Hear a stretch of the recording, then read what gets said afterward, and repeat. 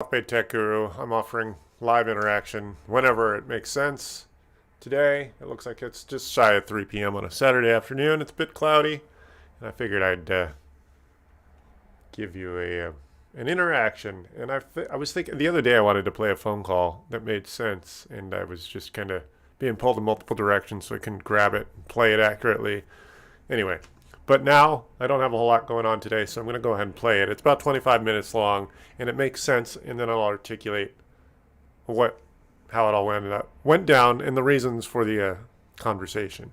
So basically, this customer came in and he was insistent on wanting to clone his machine, and a lot of people don't understand what the difference between or what a clone is. And essentially, he had invested many hours of efforts configuring everything. Windows is exactly as he wants it. He's got his profiles for all the other utilities he's installed, and he didn't want to have to upgrade his drive, which means in a normal circumstance, I would just reinstall Windows, and all the software that he wants installed would be reinstalled manually, configured individually.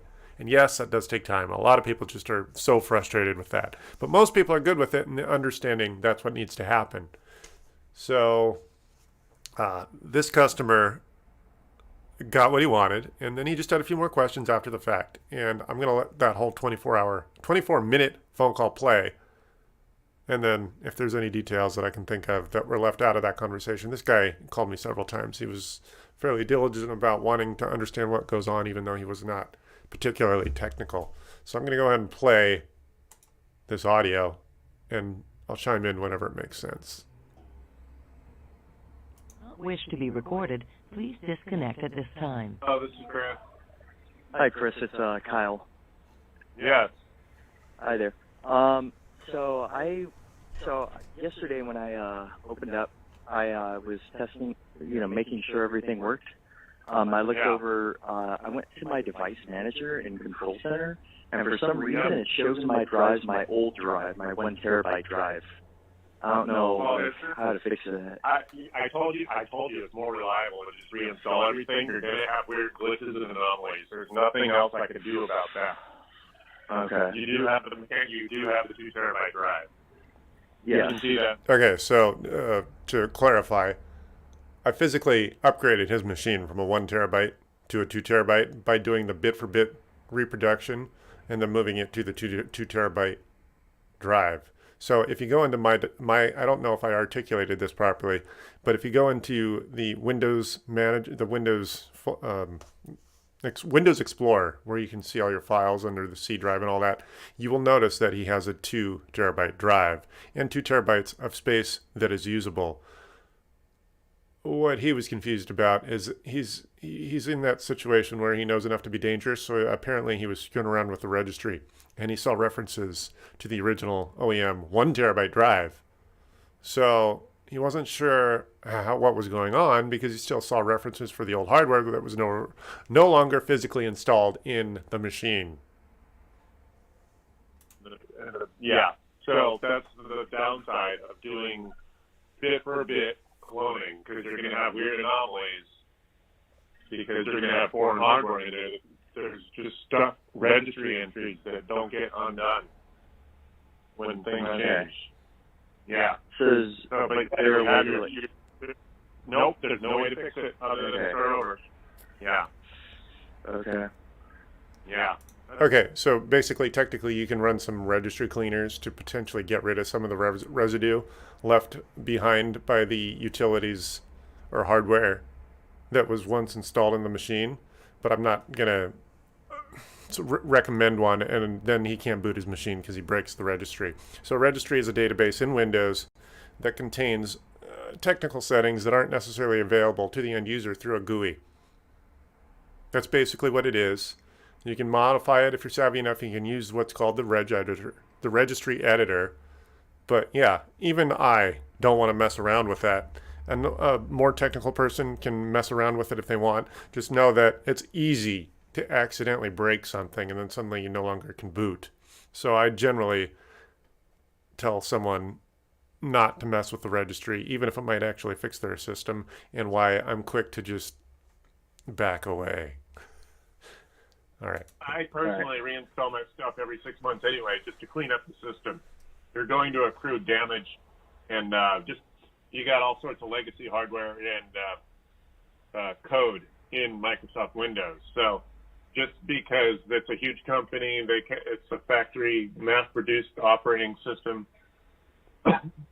it's more reliable just to reinstall the system every 6 months and then itemize everything.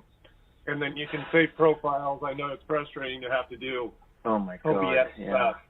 Yeah. It's those profiles. If you can, any software that you've installed, if it has a way to save a profile so you don't have to redo anything, I would make it a point to extract those profiles to the desktop and then do a separate backup of those profiles so that everything can be saved, especially if you have any cloud accounts. That stuff can be saved in the cloud too. Yeah.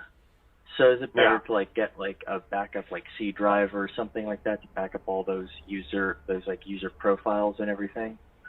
Well, personally, if you want to do a clone again, I would do a minimal setup so it doesn't include everything.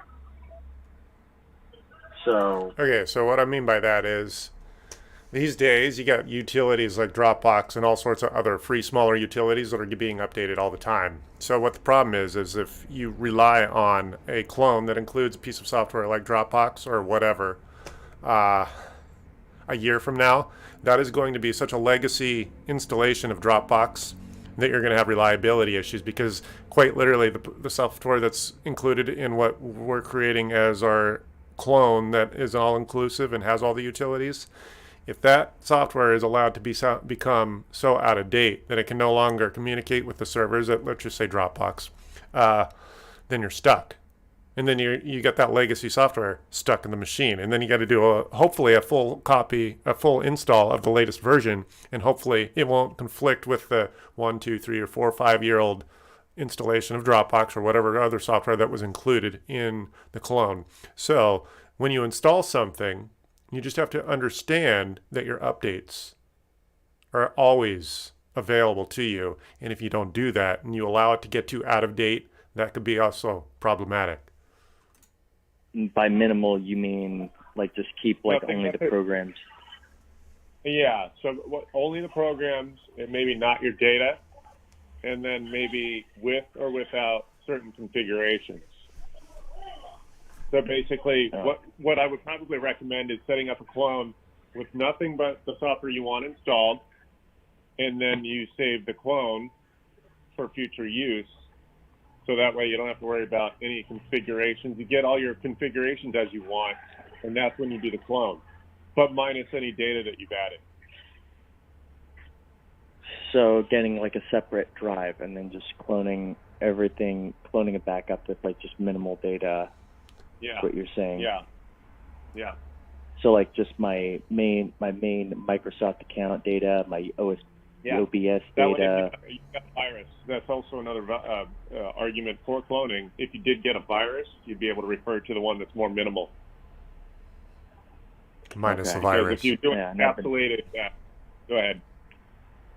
So then like, is there no way to like just get like because there's no viruses on there right now. So I don't know any scans for that, but it certainly didn't misbehave. So yeah, you want to do. In fact, it might be worth it to you to do multiple clones, where you have one that's totally minimal, where it's just the operating system plus the stuff that you've installed.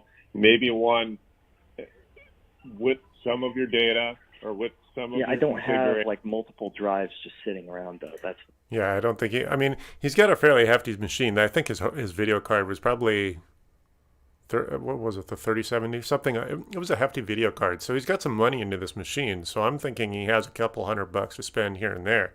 But of course he's also, it doesn't sound like he really wants to spend money, even though I'm calling it a relatively small amount of information.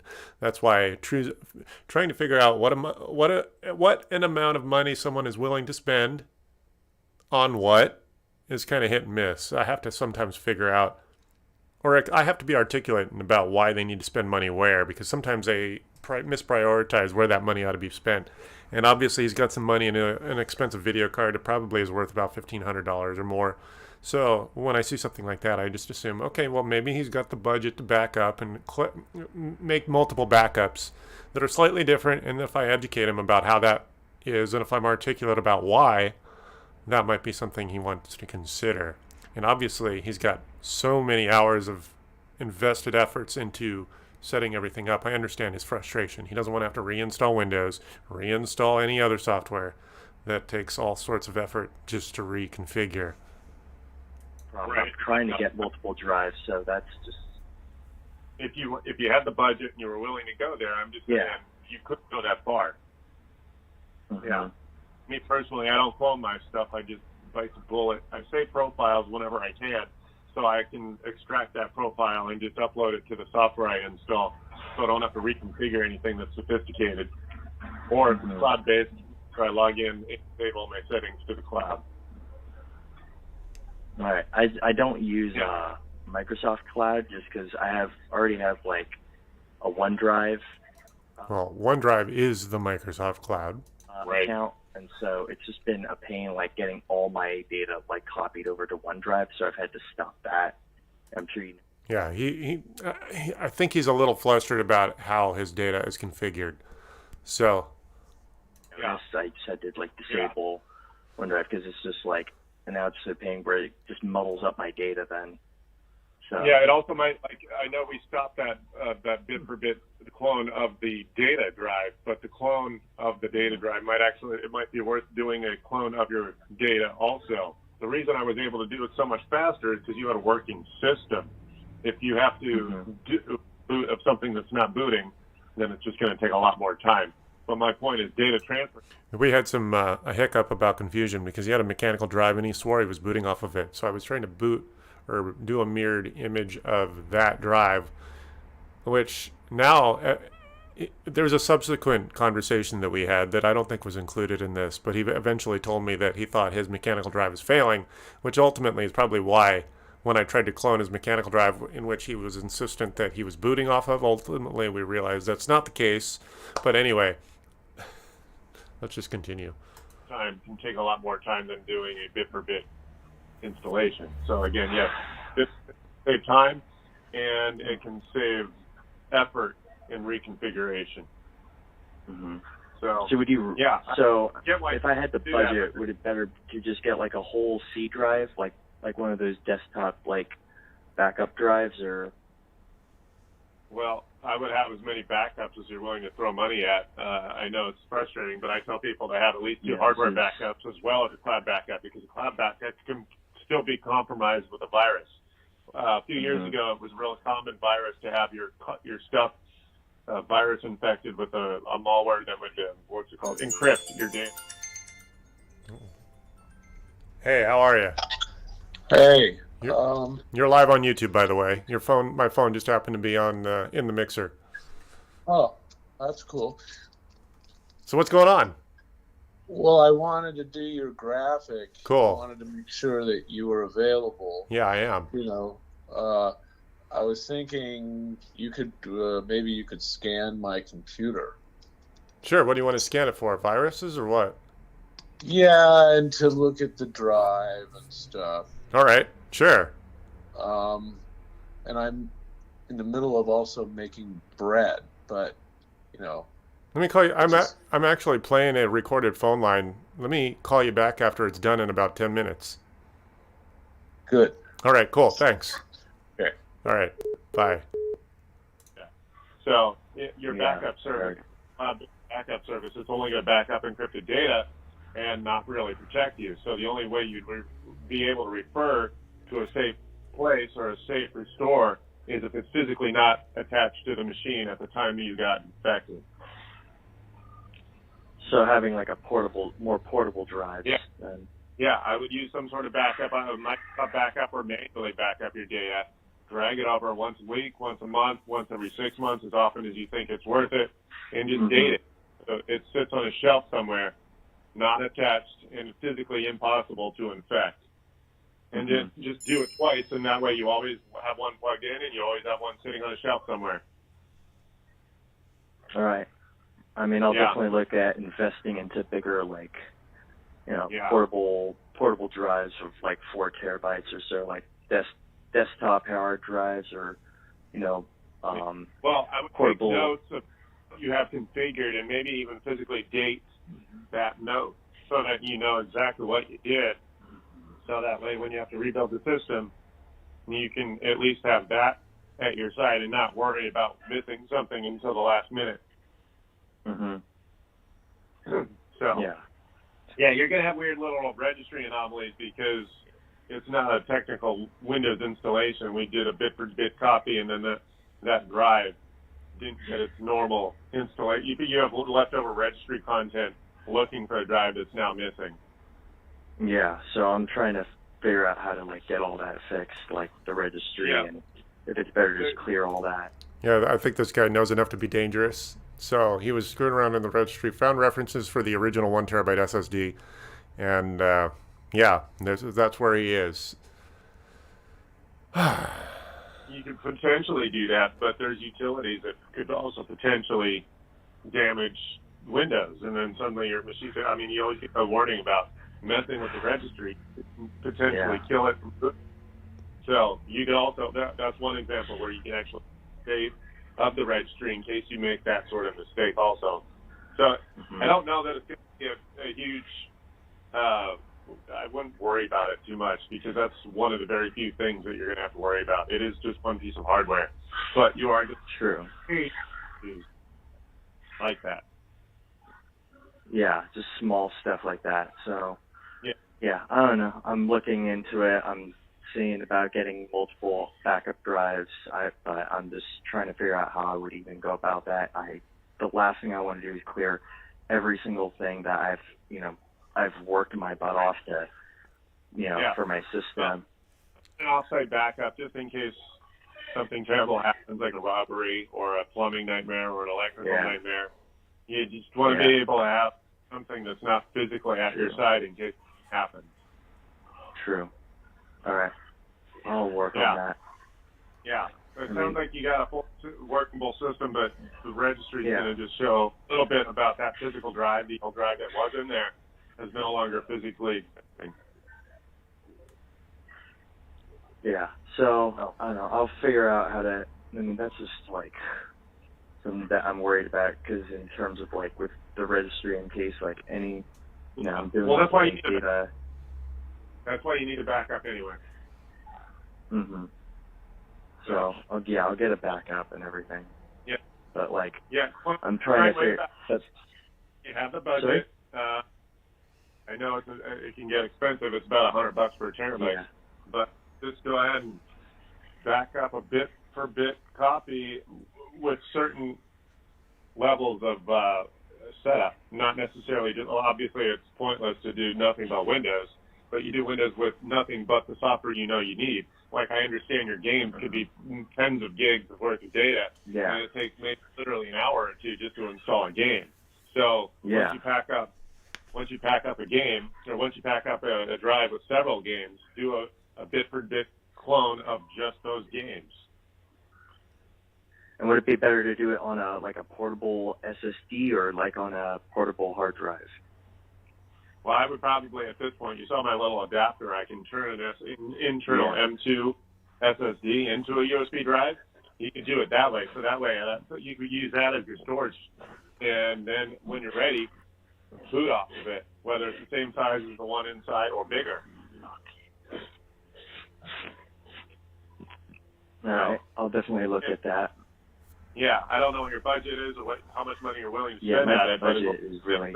I'm willing to spend like maybe $200 at that at most when I do have the money available, but my budget's very limited right at the moment. I tell you that even an SSD is only marginally more reliable than a mechanical drive, so I would only trust one for a few years at a time. So maybe make this every 2 or 3 years a situation where it might be worth looking at upgrading at the same time you're swapping out hardware just for the sake of reliability. Mm-hmm. Like I'm already working on swapping out GPU, but last thing I want to do is end up having to swap out like my CPU and all that other stuff. I mean, I'd have to do it. I'd do a whole separate build in that situation. Well, I can tell you the fact that you got water cooling is going to help a little bit with reliability because heat is the ultimate enemy. And just keep an eye on your cooling and the hardware. As far as cooling goes, water cooling is theoretically a little less reliable, but if you just keep an eye on it, you should be fine. And worst case Yeah. scenario, water cooling is not that much more expensive than air cooling. So just keep an eye on it, and as long as you don't hear any gargling noises, you're fine. Yeah, I had a problem. I had a 240 millimeter. I cheaped out on cooling, which is a big mistake of mine, because Right. like there just wasn't enough of like coolers available, and I didn't know any at the time. So I started hearing Yeah. like these the gargling, bubbling noises, and Yeah, then, well, we'll but probably like the cooler failed. It was either failing or it was installed improperly. If failing. it's installed improperly, that gargling is the air is being passed through the system. Yeah, So, it was like just failing. So I got it swapped out. The cooler's good. Yeah. Yeah, I also have a concern with air water, AIO coolers, and I've heard like Right. some of them can be like a little bit dicey in terms of how they, help cool your system. But yeah, Yeah. so far it's been pretty good. Yeah, as long as you're not hearing any gargling, that's the first thing you would hear or literally listen for. That would be the first sign of failure, because it means the pump Yeah. is starting to fail and air is getting in parts of the system where it shouldn't be. Mhm. But yeah, temps are good. Yeah. And that what I probably my concern is like with air coolers, like the noise level and just in terms Yeah. of like reliability Well, with that too. It's basic physics are the bigger the fan, the quieter it's going to be, because it can move the same amount of air as a smaller fan at a lower RPM. So Right. bigger fans are better and quieter, theoretically more reliable because they're not spinning as fast, so they're not burning through the miles as much or as fast. Mhm. So bigger fans are better. So just get the biggest fans that your case accommodates, and you'll potentially have a more reliable, quieter system. All right. What Yeah. about spacing and everything? Well, yeah, you want to make sure that you're not creating any vortexes. And obviously, if you have a fan directed inward, you also want the equal amount of fans outward. Otherwise, you're just creating a vacuum inside, which isn't really going to do a whole lot for you. And of course, No. by definition, a fan is going to push more effectively than it will to pull. So technically, you can make a fan pull as well as push, but pushing air is going to be more effective. So if you only have one option, but you do have that option of pushing or pulling, pushing is going to be more effective. Like if you only have one fan on an air-cooled system, you'd want that air to be pushed, not pulled to the vents. Yeah. All right. So, Well, I'll look into that, Yeah. and then I'm gonna look at getting some backup drives, so mechanical versus SSD, yeah, I can tell SSD or from the standpoint of reliability, mechanical drives sitting on a shelf are going to be a little less reliable than an SSD, because a mechanical device, like a car, anything with a mechanical motorized anything, is going to lose reliability if it doesn't get used. Whether it gets used or not, it's going to wear through its life, because you got rubber parts, you got metal parts that get lubricated, and then a mechanical hard drive is technically not a sealed compartment, which means through the breather hole, those oils are going to evaporate, which is between the soft rubber that doesn't rotate and becomes oblong instead of cylindrical, is going to essentially, because of it not being used, it'll become out of tolerance. Out of The spec. parts that are designed to move all the time, if they don't move, that mechanical drive will become less reliable. So actually, if you do have the budget, a drive literally sitting that's mechanical is going to be less reliable than one that is an SSD. Theoretically, an SSD could work indefinitely because it's just a chip that sits there. So theoretically, 20 years down the road, that drive, a mechanical drive, won't work when an SSD will. probably will. Yeah, Yeah, because an SSD that's where the budget comes into issue, because Well, of if it's An SSD is actually not that much more expensive. M.2 and SATA drives, SATA Right. SSDs. So Yeah, but a lot of people don't realize that. They spend $50 on a USB drive. They think they're doing a good job at backing up, but it sits for 6 months or more, and that breather hole allows oils to evaporate, and it's not technically a sealed environment. And then it's like running an engine without oil. All right. So getting an SSD better, more reliable, will help back up more. Yes. Of that. Like it's And going to the cost reason more you might money. say That's the bootable problem. M2. Is, Go ahead. Well, a The bootable problem M2 is- is a yeah. quality piece of memory than say a memory stick. So it's like a USB memory stick. That's why they're slow. Mhm. They're slow because they're cheap and also a lower quality of memory. You buy an M2, you get an enclosure for $30 or $40, much higher piece of memory, even though it is Right. more expensive. You are paying for reliability, and of course it's faster, and then you're moving that data through a USB-C channel, rather than, I don't think we have any memory sticks that are the cheaper stuff that are set up. Actually, I think that they do make the USB-C memory, thumb drives or whatever they call them. But an M2, Yeah. if you really want quality and you really want high-speed transfers, I would get a $40 enclosure for an M2, and that way you can use that for your bit-for-bit duplication, and you could use it as a memory stick.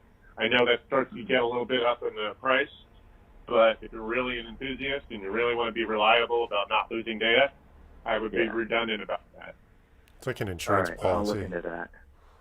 Yeah. I'm just going to have to save a lot more money on that. And then in the meantime, in terms Well, of like hey, the registry thing, like, You got to think of it sort of like insurance. I know it's money you don't necessarily want to spend, but if you spend it, you could theoretically save yourself money, and in time, not having to lose all that time and effort because you bothered to spend the money on that insurance policy.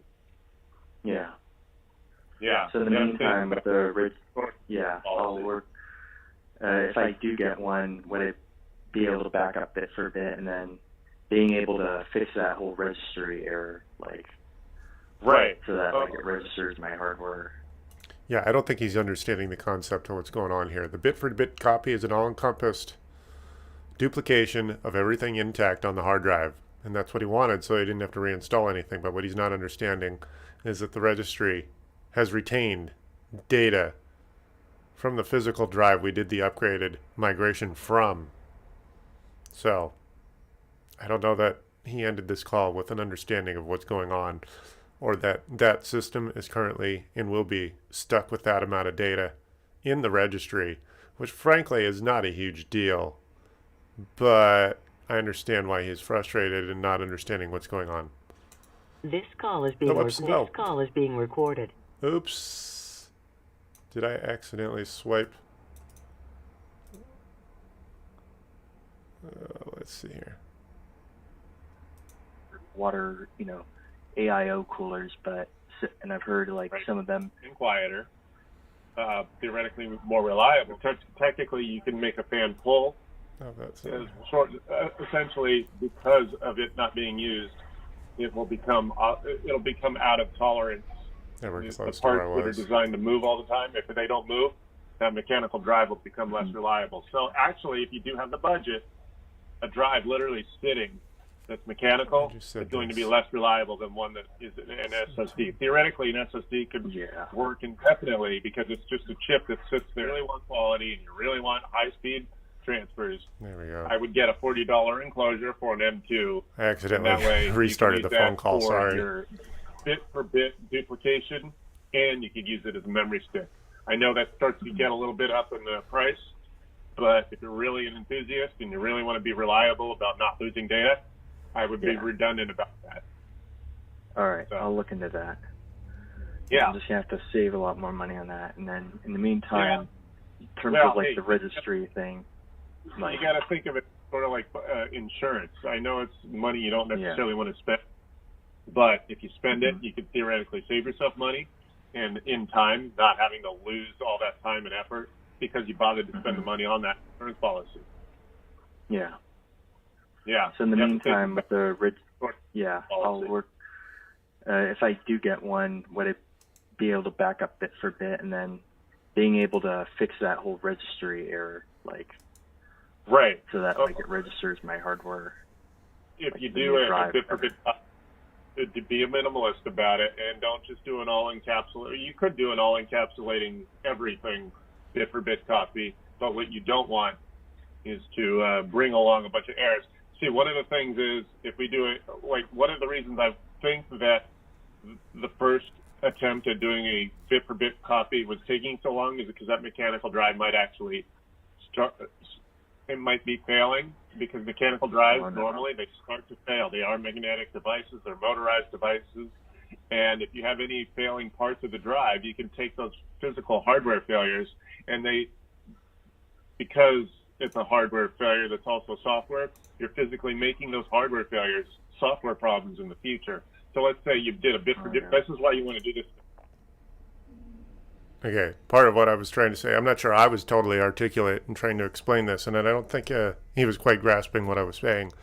But basically, because a mechanical drive is magnetically driven, or that is how physically the data is stored, if those magnetic particles start to lose an ability to retain data, then you've got data that's literally lost.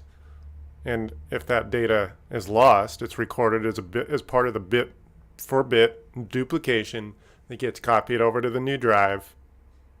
And then the new drive refers to that information like it was meant to be. And that's what part of that problem of duplicating an older drive is. I don't know if I said this later on in the conversation, but that's also why if you're going to do a bit for bit duplication, you want to do it early on when the machine is brand new, because these drives are going to age naturally, and you don't want to take that age and make it part of your new setup. When everything's brand new, if you do a bit for bit copy of an older hard drive, you're taking all the aches and the issues of an old drive and making them a software problem, and even a brand new SSD. And that's not good. So Yeah, is so- it best to like? So if you that wanna- drive is probably best to like start like I- looking at replacing it. I would just, even if it's a reliable machine after 3 years, that mechanical drive is going to be due for replacement. It's like a high miles car. I mean, if you need to have a reliable car and it's pushing towards 250 miles, 250,000 miles or more, you're probably going to hesitate by considering replacing the car versus waiting for a serious failure. Yeah, it might make sense just to replace the car versus a $3,000 or $4,000 failure. Yeah. So at Perfect some analogy. point I'm gonna look at getting a SATA SSD to replace that one. I'm gonna probably have to get two of those. And Yeah, I tend to replace mechanical drives every 3 years. yeah, and this is like well, I'm only on my second year. I first got that drive back in February of last year, so Right. it's been chugging along, but Yeah. pretty Well, it's pretty like well anything. since then. So If it works for the first 6 months, it'll probably work for a good 3 or more years. But I think Carbonite, I'm getting these stats from other providers. It's not like I'm even going off of personal experience, although it seems like my personal experience is pretty much in line with the numbers. Carbonite, which has been a cloud-based cloud backup system, their numbers, they say statistically speaking, most hard drives start to fail right around the 3-year mark. shit. Well, okay, so it's getting close to there. So it's going to be Yeah. 2023 next year. So it's going to be Yeah. time to start switching that out. That's going to be one of the things I'm going to work on. So If you have the budget, I would consider, I mean, it's about $100 per terabyte. Consider getting an SSD. So, yeah, I already was looking at getting a 4 terabyte SATA drive, Right. SSD. Yeah. So I'm already going to look at getting that to replace that hard drive and back up everything through from there to there. So, right. and then getting another one just to back up my whole system, or to back up the Right. SSD, the M.2 drive. I mean, Yeah. No, I think you got a good thing going. You just want to make sure you plan right by backing all your data up properly. yeah, Yeah. I'll work on that. So, and then But- that all planned out. Yeah, let me know if there are other anomalies, but I think any mine, Cool. like if you're screwing around in the registry, it's just going to be part of the norm of moving around in that sort of way. Doing bit for bit copy is a little bit different than doing a clean install, which I probably would recommend doing at least once a year anyway. I know it's really frustrating to have to do that, but Yeah, unfortunately, and Microsoft makes sloppy code, and even Apple makes the same sort of issues where it sometimes just makes sense to rebuild the system. My God. And then starting all over from scratch. Yeah, I know, but schedule for it. And, well, the thing is, if you schedule for it and you replace your hard drive when scheduled and you back up properly, it's a lesser headache. Yeah. I'll have to, yeah. So I'm just trying to find out what time, well, like when would be a good, like when is the best, the best to start looking at that. If it's like maybe I should start that during the new year, like next month. Right. Or Well, possibly. It has a lot to do with it. Obviously, if you have all the money in the world, you can do it whenever you want I wish. and spend as much as you want to spend money on. Hmm. I mean, because my PC is a big investment for me. It's where I do part Right, of my yeah. part of my business. So. Right. Yeah. All right. Well, I got someone at the door, but if you got other No. questions, let me know. Of course. All right. Thanks. All right. Bye. All right, this has been a live presentation of a recorded phone call. If you have questions, you can give me a call at any time. If you can catch me live, show up in the YouTube chat, say hi, subscribe if you want to keep track of me. Also, when you hit the bell, you'll be able to see when I am live, and obviously that's the best time to catch me because that's an interaction with you and I both. Otherwise, it's just me. I film the work right here on the desk. I take phone calls. I play them live sometimes. Sometimes I'll take a recording and I'll play that and then we'll articulate about what's going on. I hope you enjoyed that 25-minute phone call. And that's pretty much it. Show up live, show up in the YouTube chat, get some free information, a free conversation. If you have your own technical issues, you can give me a call and get that answered for free. If you just want to call and say hi, I invite you to do so. But it is tech-centric. So if you got a computer problem, if you want some shopping advice, that's also something we could talk about. All right, I'm going to take off. I got my friend here, Will. He called while we were listening to that. I'm going to walk him through remotely. I'm going to see if it makes sense to log in remotely, and maybe I'll be back later, and then you can watch me do tune-up on his machine. Or I'm not even sure what he needs, but we'll see about that.